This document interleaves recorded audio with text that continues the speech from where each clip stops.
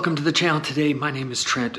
This is Highway Spec, where we spec out some of the latest and greatest vehicles out there. And this is something I do in my spare time anyway, so we might as well bring you along for the journey. And today we are going to spec out a very cool car, something that is completely different than what everything else is on the market. Everything's moving towards small turbocharged motors, plug-in hybrids, or electric vehicles rather. But this is a tried and true, naturally aspirated V8. Yes, I am talking about the LEXUS IS500 F-Sport. Really cool that LEXUS has done this in this time. Of course, LEXUS is a little bit stuck in their old ways. I'm totally okay with that right now because I think this is a really cool car. So let's get into it. We've got LEXUS's website pulled up here.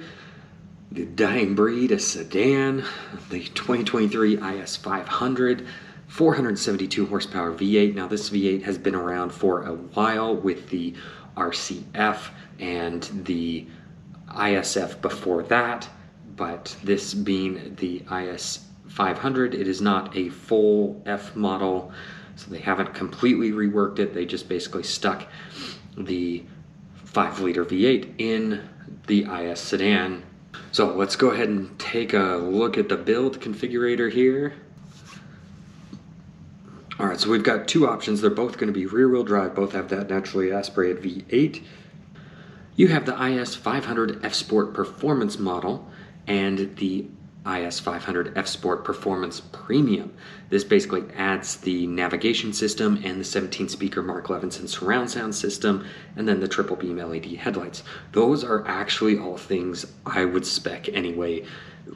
Mark Levinson and LEXUS have done an incredible job with their sound systems. They work really well together. I haven't listened to this specific one, but I have listened to several LEXUS models with the Mark Levinson surround sound, and it is a great system. Plus, I love the look of the triple beam headlights rather than the standard LED headlights that just it doesn't have the same aggressive look. So we're gonna go ahead and spec this out. And first that pulls up is the ultra white, and I do like it in the white. This is a redesign that LEXUS has done of their IS in the last couple years, where they thoroughly reworked it, but it is basically the same car underneath. And so I think they've done a good job of putting lipstick on. It's not a pig, but you know, really making it look newer than what the underpinnings are. So they do have obviously the spindle grille. You love it or hate it. Personally, I like it. Let's take a look at the exterior colors. You've got iridium here, the atomic silver, cloudburst gray, caviar, which is black, but it has a little speck to it. I really like the caviar, infrared, Grecian water, and ultrasonic blue mica. So ultrasonic blue mica is a color that I absolutely love, that LEXUS has had for a number of years. However, after seeing this Grecian water in person, I really like it. It reminds me of maybe a more metallic rapid blue that Corvettes have. It's definitely more metallic, not quite as muted, but it really looks nice. And personally, I think that's what it's got to be. We're at 62,770. We're going to jump into the interior. And with this color, we only get two options. Now, one thing that is unique about the ultrasonic blue mica, you can actually get the red interior with the ultrasonic blue mica. And I've seen it on a few cars. People think I'm crazy. You're crazy. But personally, I really do like that red interior with the ultrasonic blue mica.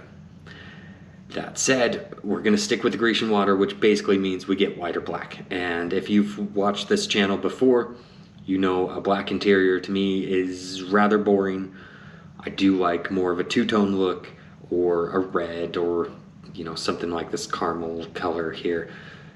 Those are only available on the IS300, so there you go. We'd have to go step down to the IS300 to get that motor. Not worth it. So we're gonna go with the white Nulux satin chrome trim. That's gonna be really our only option outside of the basic black. So let's go to packages. No packages. All right. Basically, you get the F-Sport wheels as an option made by BBS. Now, honestly, they don't look that much different compared to the wheels that are on there. And they're a reasonably expensive option, $2,500. I guess that's not that bad, but to me, they don't make really any difference. And they're the same size too. So to me, not worth even looking at that one. So you've got the accessory options here, and they actually do have a couple of decent accessory options. I'm not big on, you know, all these cargo nets, things like that, but the illuminated door sills do class it up a little bit, so we're going to add those. And this is unique. There's actually illuminated trunk sill. I haven't seen that as an extra option on many vehicles, so really interested to actually see that in person. That would be unique. $1,100 for carbon fiber mirror caps. I don't think so. Not for $1,100, because you know they just clip on the outside. They're not any lighter or anything like that. They actually add weight.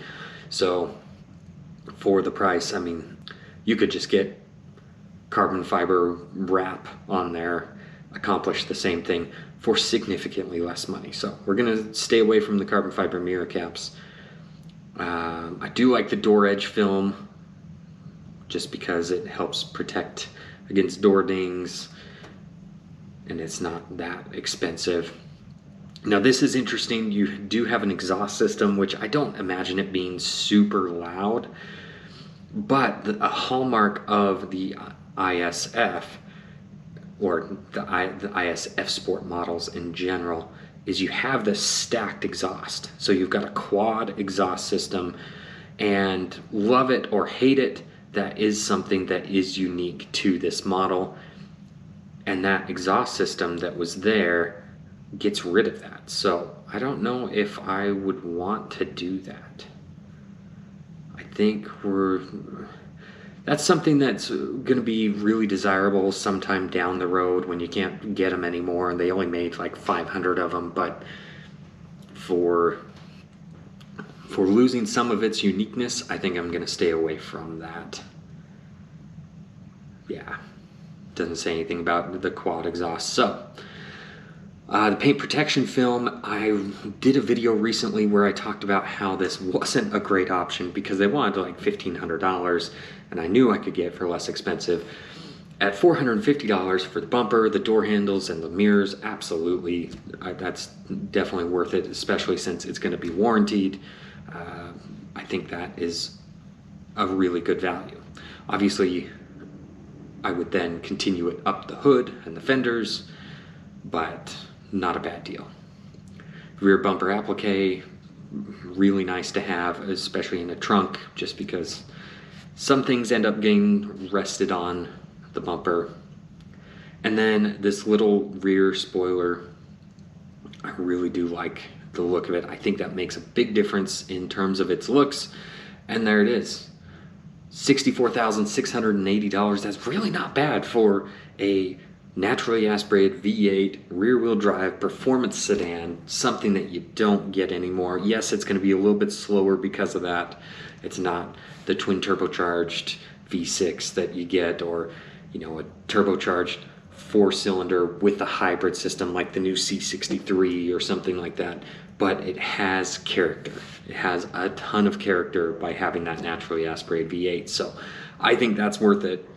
Let me know what you think. How would you do this differently? How would you spec the vehicle out? Do you even think the IS500 is worthwhile to get? So let me know. Drop a comment below. And if you made it this far, thank you for watching this video. I do ask that you like the video, consider subscribing, clicking the bell notification, all the things that the YouTube algorithm loves, so that more people will see this video, so that I can make more videos like this for you. But thank you again for joining me. I will catch you on the next one.